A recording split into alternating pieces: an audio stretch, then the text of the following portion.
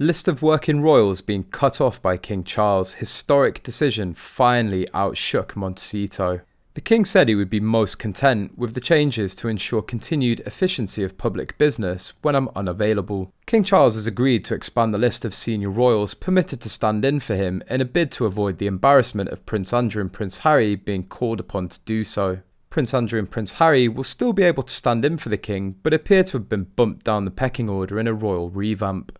Charles III has announced he's extending the number of members of the royal family who can act as counsellors of state and can fulfil certain official duties when he's unavailable. His siblings, Anne, Princess Royal and Prince Edward, will soon be able to deputise for the monarch if he is overseas on an official trip or ill.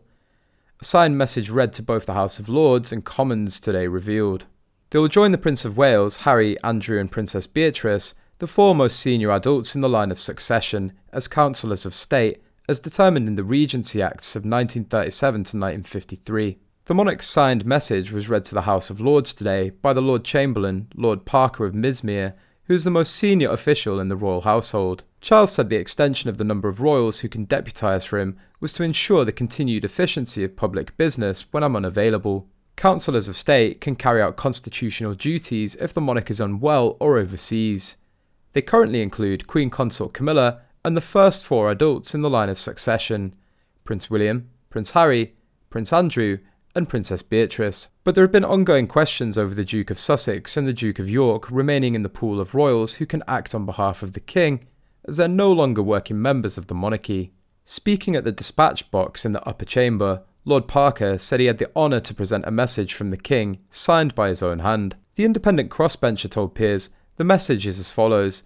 To ensure continued efficiency of public business when I'm unavailable, such as while I'm undertaking official duties overseas, I confirm that I would be most content should Parliament see fit for the number of people who may be called upon to act as counsellors of state under the terms of the Regency Acts to be increased to include my sister and brother, the Princess Royal and the Earl of Wessex and Forfar, both of whom have previously undertaken this role." There were approving shouts of "hear, hear" from the red benches at the end of the king's message being read out. Critics have argued Andrew should be stripped of the role after he stepped down from public life over his friendship with paedophile billionaire Jeffrey Epstein. Other royal fans insist that Harry too should lose his role after he stepped down as a working royal and moved to California. The Counsellor of State situation should have been sorted out in the previous reign, but I can see why it wasn't. Her late Majesty, rather like her mother the Queen Mother, avoided family conflict wherever possible. The steps the king is taking can hardly be perceived as a snub to the Dukes of York and Sussex because they remain in the equation